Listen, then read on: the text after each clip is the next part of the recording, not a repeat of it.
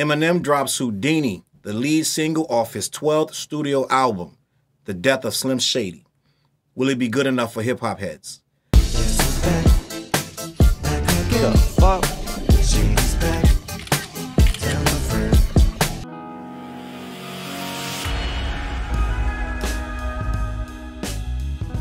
What up, words? Your boy Charles Brown back again talking facts. Hit the like button, hit that subscribe, hit that notification bell. If you enjoy this channel, hit that Cash App, CLBMG. Show your boy some love. Listen, I got a lot to say about this, but first things first, this song is causing an uproar. It's #1 on trending. It is the fastest, one of the fastest growing songs. It's been 18 hours and it's 10 million views, right? I find myself in conversations with people that I respect and in some cases that I don't respect. It doesn't matter either way. I'll still give you the time of day if you know your hip hop a little bit, right? But I find people, most hip hop heads are going to give Eminem his respect. They're going to give him his props. Real true hip hop heads that was there in the 90s, that was there in the 80s, that was some of them in the 70s, right? You're going to get that occasional guy, the Melly Mel, the Benzino, who puts it in the most basic or low vibrational terms about skin color and race, right? And they're going to say, yeah, he can spit, but he's white, right? I don't go around judging people by their skin color. I judge them by they can spit. Now, I'm going to be honest, there aren't many MCs of Shady's complexion that can spit like he does. Let's just be honest. But I believe that he studies this game a lot more and he respects it a lot more than some guys. And it's just a natural talent. Not only that, you have a lot of time and money when you are rich to perfect your craft. Even when he wasn't rich, he was perfecting his craft. But once he got with Dr. Dre, it was just like lights out. All I got to do all day and night is just get up with Dre and make beats and make rhymes and get better at what I'm doing and just collab with an infinite amount of producers and things like that. But I have always said, since I first heard Eminem, now let's just have the conversation, because a lot of my peers, and it is what it is. This is what I do. I talk on my channel about hip hop. If you're here for an album review or reaction, I'm gonna go through the lyrics of this song later. Skip about 20 minutes because I'm gonna be here for a little bit. So I'm gonna be talking about Eminem the way I see it from back in '99, and we're gonna start there. But when I first heard Eminem, it was a college radio station in Rhode Island, and they played the first song. And I always get the first song wrong. I always get it wrong every time I tell this story. So I want to be accurate when I say the first song I heard. It was not My Name Is. It was another song. I heard I Just Don't Give a F. I don't want to curse yet in the video because they'll demonetize me. But I heard I Just Don't Give a F. And that's back when, just to be honest, you couldn't even tell Eminem color because there wasn't no pictures of him. When I heard that song, I thought he was just one of these spitters, one of these black spitters that was just doing some horrorcore type of style. Like in that era, I Just Don't Give a F was one of that type of style was what was actually popping. That rebellious, that angry. Like, we was all broke back then, bro. Like, everybody was wearing baggy pants and wife beaters, bro. Like Timberlands or some scuffed up Air Force Ones. A lot of dudes was broke, right? And angry. So that I Just Don't Give a F song was resonating with people. I'm just gonna be honest with you. And I know a lot of dudes wanna rewrite history and make it like M wasn't popping and this and that. No, when he dropped that, I Just Don't Give a F, the underground was listening to that. I'm just going to be honest with you. Like I told you, I was listening to it on an underground college station.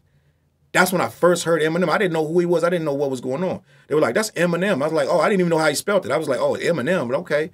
I was listening to that track like, this is the shit I'm talking. This is what I'm doing. This is what we doing right now. Out here in the hood. That's the thing. People want to say it's not hood. It definitely was hood. Because that's how we was rapping. I'm not talking about the pseudo gangster, like I'm a gangbang. No, that's not what rap, real backpack dudes like myself. We was doing triple entendres. We was doing all kind of We was doing metaphors. We were trying to do all. We were just going bar crazy. It was like say the craziest thing you could say the wildest thing you could say, and try to turn some heads, get some shocking, some horrorcore like type of style. I'm not even gonna say horrorcore, but like Keith Murray, right? Something Keith Murray was doing, something the Alcoholics was doing, something Hieroglyphics was doing, Chino XL was doing. That kind of flavor was what was happening at the time, right?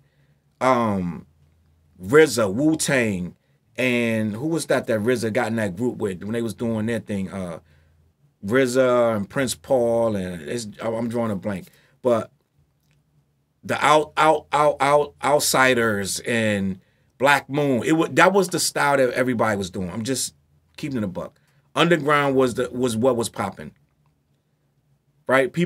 Hammer was big and Tone Loc and them got big, but at the end of the day, that was not what was really popping on the underground circuit. What Eminem was actually doing, that's why he was able to go to those battles and win those battles. We're talking 96, 97, all the way up through 99.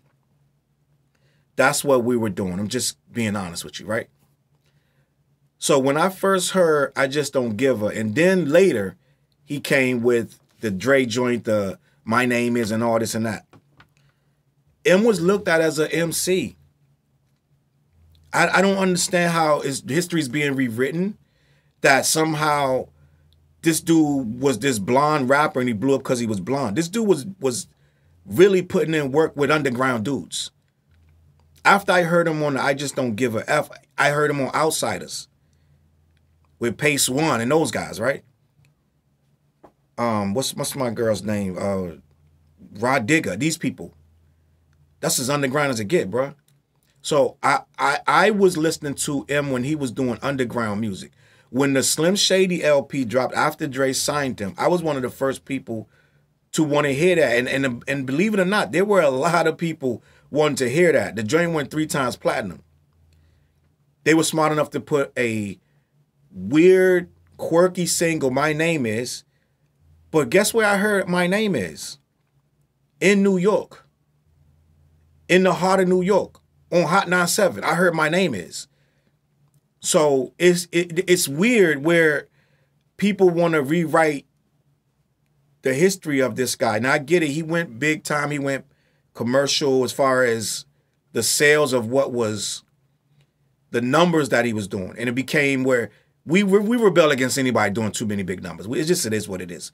Jay-Z got hated on for years, and once he started doing too many big numbers, and he was fighting against the hate of it is. We eat that up. When you get too big, we want to tear you down. It's just hip hop. It is what it is. So LL Cool J had the same thing happen to him. I could go down a list of people. Once they're your favorite rapper until they get too big, and then they're not your favorite rapper. Right? So this is what happened with Eminem. He started getting bigger and bigger, and a lot of people that's not in the culture starting to. You can't get bigger if you stay inside the culture. You have to reach a bigger market. So what happened was he started to reach a bigger market. He started to get bigger and I want to say more lucrative deals and things like that. And at that point, people start to question, are you still hip hop? And I really remember people feeling like their little best kept secret wasn't a secret no more. And hip hop is territorial. So they started being like, you wasn't even on Eminem, da da da. Like a lot of people was getting upset that he was blowing up because they want to keep him in this. It's kind of like Common and other people that when you discover them, you think, oh, I'm on to something. And then when I discovered MC8, you know what I'm saying? Like, I was like, oh, damn, MC8, like, I discovered MC8 in the hood I went to some girl's house and some dudes was in there going rhyming MC8 line for line. Like every single thing he said, I was like, what is they listening to? It wasn't MC8 at the time, it was Compton's Most Wanted. And they was rolling up and they was reciting that Compton's Most Wanted line for line. It was a blue tape. I was like, I gotta get this. I have to get this. Nobody's up on this, right? And nobody was up on Compton's Most Wanted yet. It was a hood thing. And as it blew up, you started to feel like, dag, it's gonna get commercialized. People gonna start trying to spam this and imitate this, and it's gonna become watered down and whack. That's what people started to feel like they were losing this little secret that they had. I'm just being honest with you. white, black, or indifferent. There was a lot of dudes rocking with Eminem. A lot of these dudes that's right now, black dudes especially, a lot of them was in that early stage when he first dropped, had that tape. And most of them say, I ain't rock with Eminem since, they'll say, the Slim Shady, right? But they had it. I just told you, everybody was feeling like their best kept secret wasn't a secret no more. So as he started to blow up, he started to lose a little of that core base that propelled him to where it was. Now, as that started to happen, a lot of things started to come to light where I'm not going to say it's jealousy, but what it was people started to feel concerned about some of the lyrics that was being used, right? Some of the things against his mom and some of the things against his then girlfriend. He was gonna kill Kim and do this, all this, and that third. And what I truly believe is people that's not inside hip hop culture started a lot of that narrative. Just like when they started with the Ice-T narrative, they started burning they started crushing and steamrolling and burning the hip hop CDs. Hip hop was bad. Hip hop needed to be banned. When they came out against Luke, right? Luke wasn't making nobody's sexual deviance. It was when the people outside of it, when the little white kids started repeating him and started to buy his music profusely and started to play it and bump it in their rooms, and they were starting to hear these curse words through the walls, that's when rap became so bad, right? That's when it was, listen, did you hear what he's saying? But when it was just in the hood, it was all good, right? They were saying way worse stuff than Luke already in rap before Luke Skywalker came along. 2 Live Crew. So what happened was it was people outside of the culture that started saying, oh my God, did you hear what he said about his mom? Did you hear what he said about his girlfriend? Do you hear what he's saying about this, that, and the third? He's saying about Christina Aguilera. Do you hear? It was people outside of the culture that started to make it a problem, right? And what happens in the culture is some people will gravitate to narratives to meet their own actual biases against somebody. Some dudes is just straight up jealous. I'm just going to be honest with you. And if a dude is straight up jealous, he's going to need a reason to not like you. I'm just going to be honest. Some dudes would rather that was be them in that position. There's a lot of hip hoppers that would rather that should have been them in that position. Right? Now, yes, we can admit Eminem's skin color did help him get way further in the game. But that doesn't take away from the lyrical skill. And I want to get into even this track, Houdini, has a lyrical skill set. And I want to get into that because at first glance, you're like, this is not it. Lyrically, right? Lyrically, this ain't it.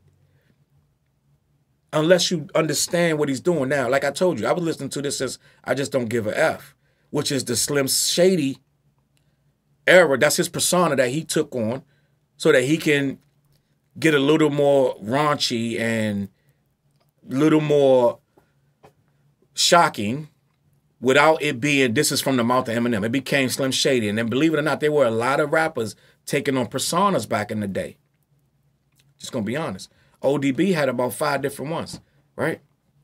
There were a lot of rappers that were changing their name in the name of this, and then this on this record, they're that. Kool Keith, almost every record, he took on a different persona. Stop me when I'm bugging.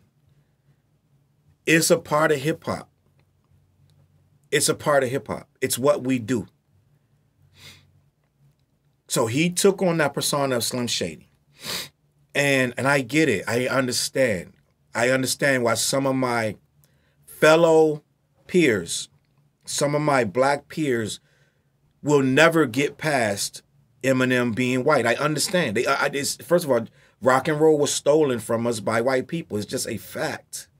Rock and roll was a black art form that robbed and stole from all of the black artists at the time. None of them were getting paid anything for that, the millions that they were getting stolen from. So I get your intrepidation and I understand that.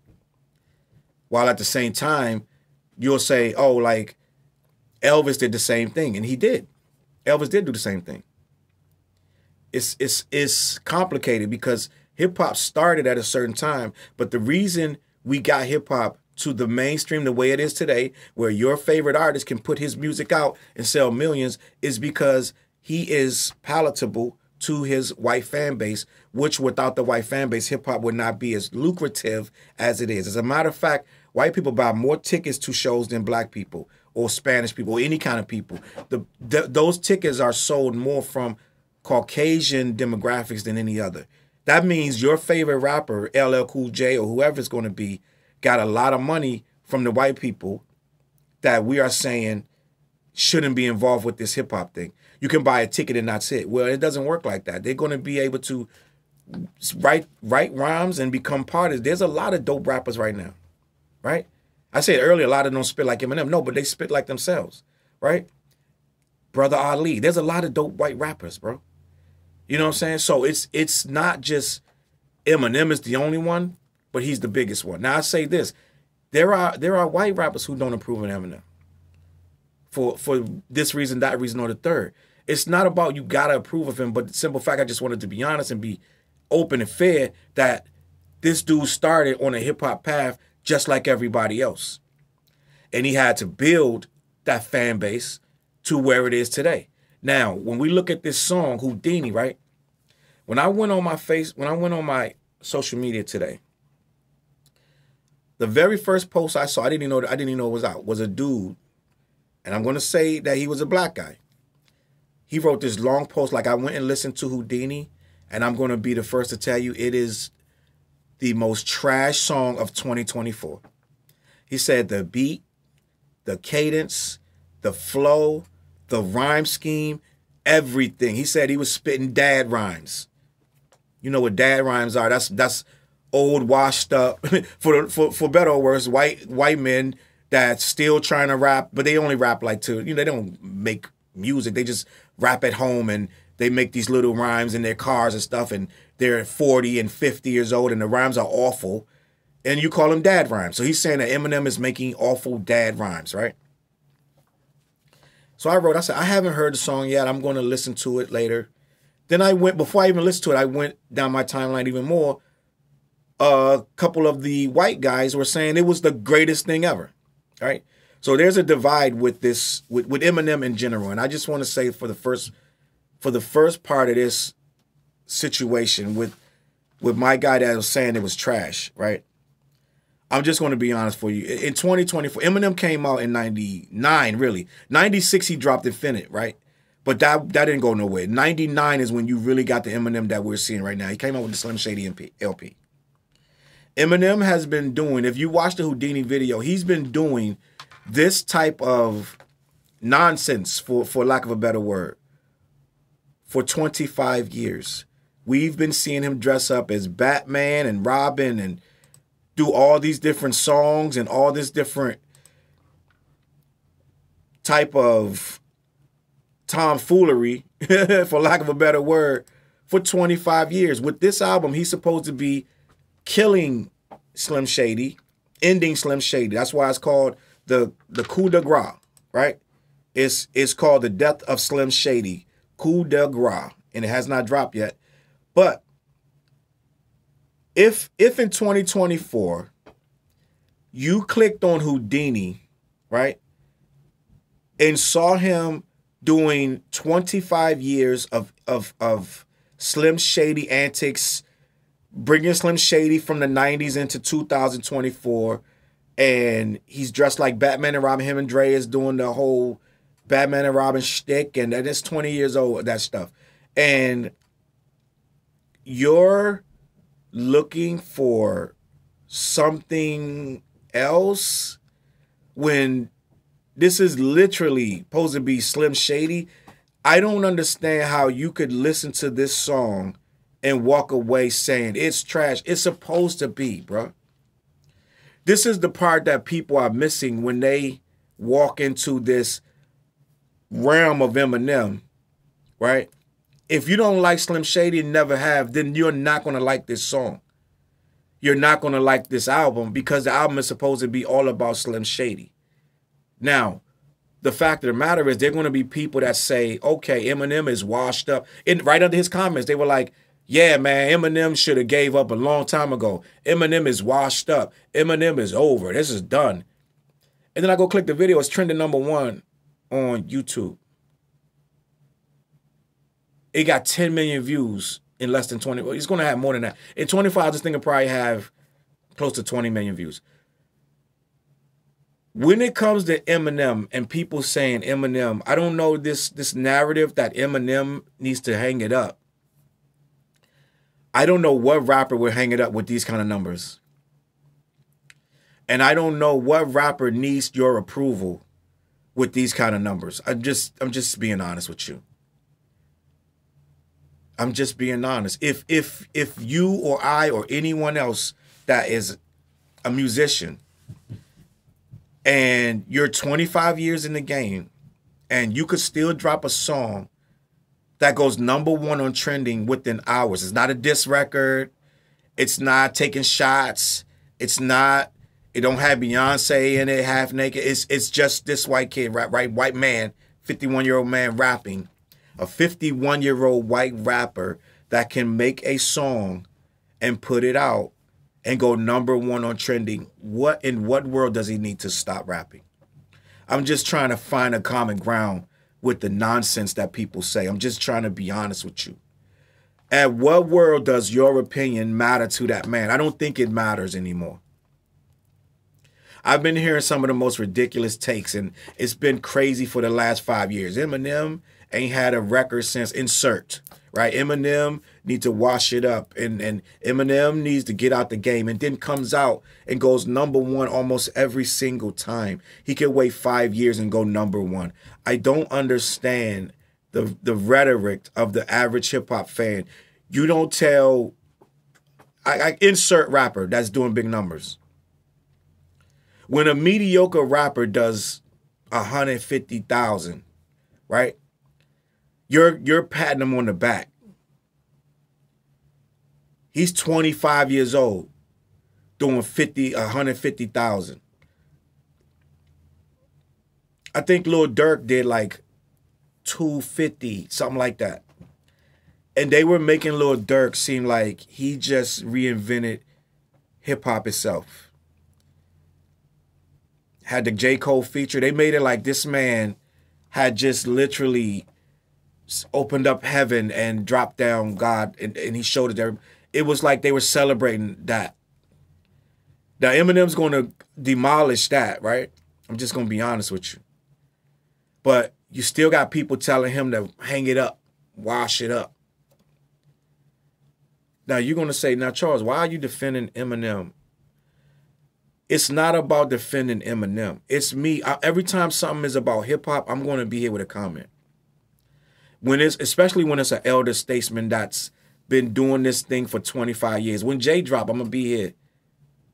Whoever you got. When LL drops his new album, completely produced by Q-Tip, I'm going to be here. Just going to be here. When Eric Sermon drop, I just watched Eric Sermon 3-hour interview on Drink Champs. I watched the whole thing. I am for real hip-hop. I'm for the elder statesman. And I do not pick and choose if I like you based on your skin color. I'm just going to be honest. I'm going to base it on your ability to stay relevant, your ability to make time for music that makes sense to me. Because I'm going to be honest, when Eminem didn't make good music, I was there. I laid into it, right? Go check my review page. When he made Revival, I laid it. I was like, who is this for him? This is not it. This is not it. You making stuff for little kids. This is not working. Then when he came back with Kamikaze, I put another review up. I said, now this is the hip hop we talking about. This is what I'm looking for. And this is my thing, right? When I get my peers who are, for lack of a better word, they're of a different ilk than Eminem. At this point in time, right, and I'm just going to be honest with you, I just went to see, let me see if I can remember my guy's name, but I just went, somebody gave me access to a show, and an artist came, a white artist. I'm bugging out. I'm going to get this name right now. But I got access to a show for a white artist. I had never heard of this guy in my life. I didn't know who he was. And I was like, I'll go just to see what the show's about. I invited some friends of mine. I invited TJ and Flares, who does the What show with me. It's a guy named Prof. It's a rapper named Prof, right? White guy. Never heard of it. Never heard of him before in my life. And let me see. I have the thing right here. He was on the tour. It looked really like mad low budget, like the little flyers and stuff like this. It was him looking like the painter, Bob Ross. That was his flyer for the show. I was like, all right, I'm gonna go. I ain't expecting much. Prof, and he had another rapper named Grip. I believe his name was Grip. And he, I believe Grip was signed to Shady for a little bit, if I'm not mistaken. But I went to this show. His handle on Instagram is Prof Gampo, right? And I tell you again, I didn't know nothing. When I get to the venue, this thing is wall to wall packed. Standing room. I'm in the back. I'm at the bar, right? This guy came out, got the lights going. He got a ski mask on. Dead ass, one of the best shows I've ever seen in my life. This is a white guy that looked like he may sell car insurance, right? He got 440,000 followers on Instagram. And this dude is not trying to be nothing else but a rapper. His fan base is crazy, and apparently he's from I think he's from Michigan or something, or somewhere. Midwest. And this dude came out and killed that show. That whole place knew his words line for line. Line for line. It was a dope show. It was a hip-hop show. So when I'm telling you a elder statesman that can spit and is white is possible, I'm telling you some good shit. I don't base this on your complexion. Right? I'm just telling you, you can give a good show. You can be a real rapper. Right? And I know I said earlier about the dad raps and da-da-da.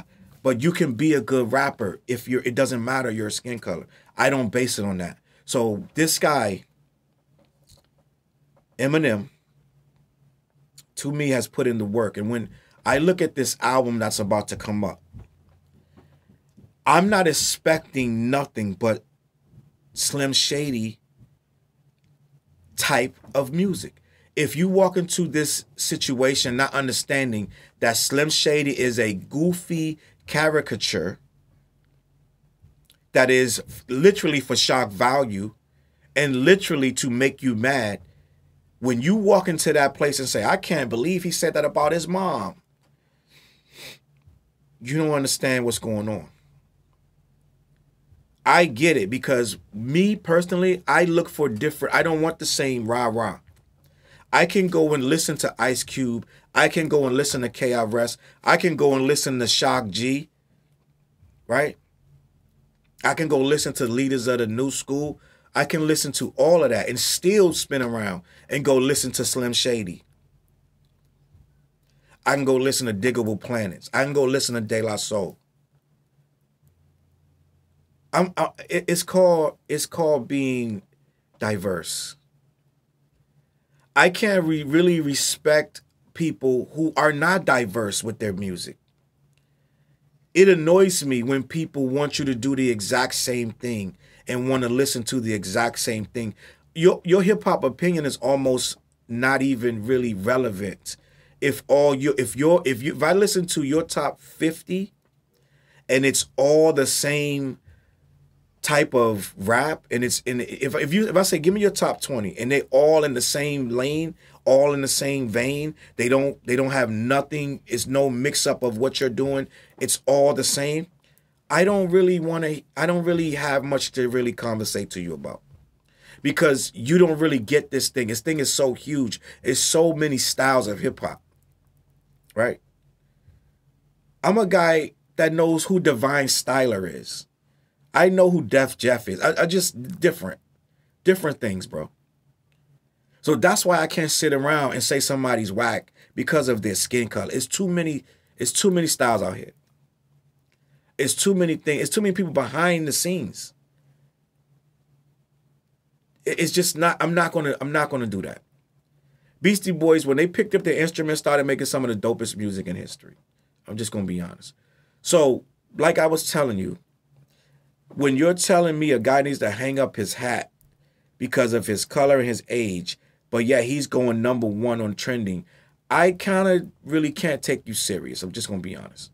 So Eminem's song, and what I want to do right here, right? Before I get out of here. Because, like I said, I understand what's going on. You don't gotta like Eminem, but just don't say you don't like him because he's white. Right? Let's just leave that on the floor right there. I'm gonna break down these lyrics of Houdini. And what I want to do, when I first hear Houdini, I'm like, there's no reason to break these lyrics now. They're goofy.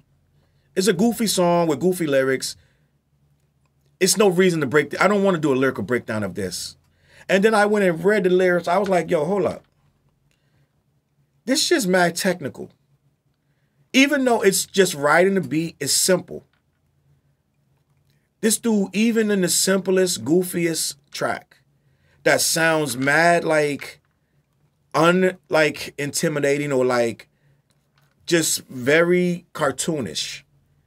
This is a technical verse. If you put this verse without all the abracadabra, all that, right? This is a verse, bro. Like, this verse is a verse for real. These verses right here. Now let's read them. Let's do it, right? And I'm gonna stop when I get to the double entendres or the metaphors and things like that. When it's something you need to be pointed out. But let's get into this. Eminem. And I'm going to read it my way, and we're going to see. I'm going to show you that this is a verse, bro. Well, look what the stork brung. Little baby devil with the forked tongue. And it's sticking out like a sore thumb with the forehead that it grew horns from. Still a white jerk, pulling up in the Chrysler to the cipher with Vikes, with Vikes perks and a Bud Light shirt. Lyrical technician, an electrician, y'all light work. And I don't got to play pretend it's you. I make believe, and you know I'm here to stay, because me, if I was ever to take a leave, it would be an aspirin to break a fever. He said if I was ever to take a leave is an aspirin. He said if I was ever to take a leave, also a leave from the game, it would be an aspirin to break a fever. If I was to ask for Megan Thee Stallion, if she would collab with me, would I really have a shot at the feet? Get it? He said if I was really to ask Megan Thee Stallion if she would collab with me, would I really have a shot at a feet? It's a play on the words of her getting shot in her feet. So some people are going to get upset about that. They're already getting upset right now. Some people, the Megan Thee Stallion fans, like I said, the people not in the culture, they're not going to appreciate a ball like that. But this guy don't care. You can't cancel him. They're going to be mad for a couple days. They never was his fans anyway, so he doesn't need them. He doesn't need the permission of these Megan Thee Stallion fans who are going to be upset about that. It has nothing to do with her race. It's nothing disrespectful. She's a rapper. You can make rhymes about her. It is what it is. It is what it is. Then he goes, I don't know, but I'm glad to be back. So let me get to the next verse. Like I said, these are technical rhymes. Even though the song is goofy and playful, right? The videos just is silly and all that, but these are technical. This is still a technical verse. Let me keep it moving. Verse 2. Now, back in the days of old me, right around the time I became a dope fiend, ate some codeine as a way of coping, taste the opiates. Case of OE, turned me into a smiley face emoji. My shit may not be age appropriate, but I will hit an 8-year-old in the face with a participation trophy, because I have zero doubts this whole world's about to turn into some Girl Scouts. That's true. It's getting soft. It's getting kind of goofy out here, and people are taking a lot of stuff very personal that's not even worth it, bro. Let me keep it moving. That censorship bureau's out to shut me down, so when I started this verse, I did start off lighthearted at first, but it feels like I'm targeted. Mind-boggling how my profit has skyrocketed. Look at what I pocketed. Yeah, this shit is just like y'all have been light jogging, and I've been running at full speed, and that's why I'm ahead like my noggin. He said, that's why I'm ahead like my noggin. You get it? That's a play on words. And I'm the fight y'all get in when you debate who the best. But ops I'm white chalking when I step to that mic cocking then, oh my God, it's not him again. So this is if you read that again, that's talking about other rappers. He said, I'm the debate y'all get in. Who the best, but the ops I'm white chalking. When I step up to that mic, cock it, and then, oh my God, not again. So I think if this was on a different beat with a different tone, these are bars, bro. Let me keep it moving. Verse 3. So how many little kids want to act like me? I'm a bigger prick than cacti be. And that's why these words sting just like you are being attacked by bees. In the coupe, leaning back in my seat, bumping R. Kelly's favorite group, the Black Guy Peas. That's hilarious. He said, words sting you like you were being attacked by bees. In the coupe, leaning back in my seat, bumping R. Kelly's favorite group, the Black Guy Peas. Do I got to explain that R. Kelly has a tape where he's peeing on? All right, let me keep it moving. In my Air Max 90s, white tees, walking, parental advisory. My transgender's cat Siamese identifies as black but acts Chinese. It's going to be a lot of people upset about that, and I don't think he's going to care. Like a motherfucking hacky sack, I treat the whole world because I got at my... let me read that again. Like a motherfucking hacky sack, I treat the whole world because I got it at my feet. How can I explain to you that even myself, I'm a danger too? I hop on track like a kangaroo, and I say a few things to anger too. But fuck that if you think that shit, I'ma say that. But fuck that if I think that shit, I'ma say that shit. Cancel me, what? Oh, that's go ahead, Paul quit. No, he said, cancel me, what? Oh, that's it. Go ahead, Paul quit. Snake ass prick, you male cross dresser, fake ass bitch, and I'll probably get shit for that. But when you can all suck my dick. In fact, fuck them, fuck Dre, fuck Jimmy, fuck me, fuck you, fuck my own kids, they're brats, fuck them, they can screw off. Then them and you all, you too, Paul, got big balls, big as RuPaul's. What you thought you saw ain't what you saw, because you're never going to see me caught sleeping, and see the kidnapping. Never did happen. Like Sherry Papini, Harry Houdini, I vanish into thin air as I'm leaving. Yo, listen. It's playful, but these are bars in here, bruh. I know you're going to say the kangaroo line. Yes, it's fine. It's okay. We're going to let that slide. It's part of the verse. It kept it flowing. I know you're going to nitpick it, but those are bars. And I told you, if he said it on a different beat with a different tone, you would be saying these are bars. Now, Houdini, this is how this is kind of slick. Houdini is a musician, right?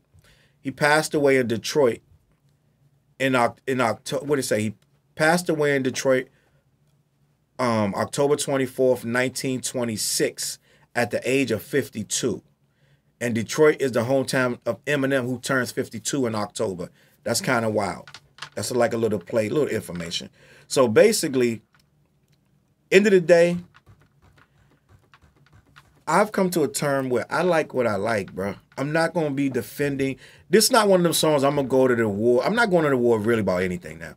If people don't like something to me these days, I'm not going to argue about you not liking it. I like the song. I don't care what you say. I expect Eminem to do a Slim Shady track. It is what it is. If you don't like it, there's nothing wrong with that. I'm fine with that. That's cool. I'm not going to argue about you liking it or don't like it. If you don't like it, that's cool. I have no problem with this. I do not think it's trash because I understand there is a place for comedic. There's comedic hip hop. It's comedic, bruh. If you don't find it funny, that's one thing. But you can't tell other people that it's trash and you don't like it just because you don't find it funny. It don't mean that it's trash. I like the song. I have no problem with it. I'm gonna listen to the album. I have no problem with it. I just don't know if this is the last album. It says he's back for his last trick.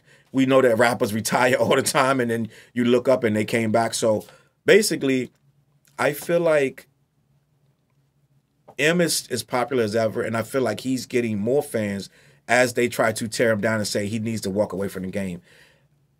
When you're on Twitter, if you're on Twitter and you see the Eminem threads, you'll see two kinds of people. You'll see his diehard fans, and then you'll see the people who don't listen to him at all anymore. So they think that he's completely washed up. With these kind of numbers that he does with every album, he's far from washed up, and I'm gonna leave it at that. Let me know what you think about this track. Let me know what you think about Eminem as a whole. And let me know what you think about the conversation about hip-hop, white people, place in it.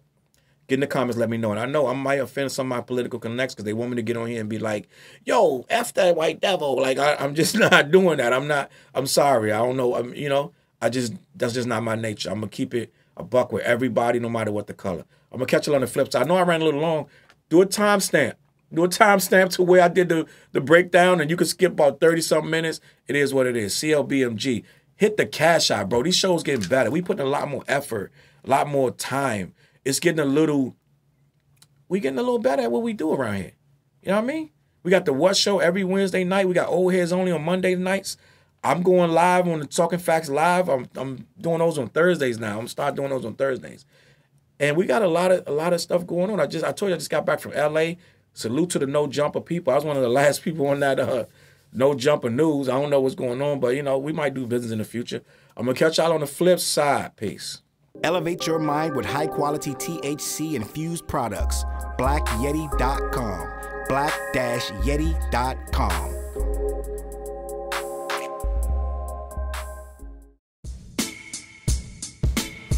CLB.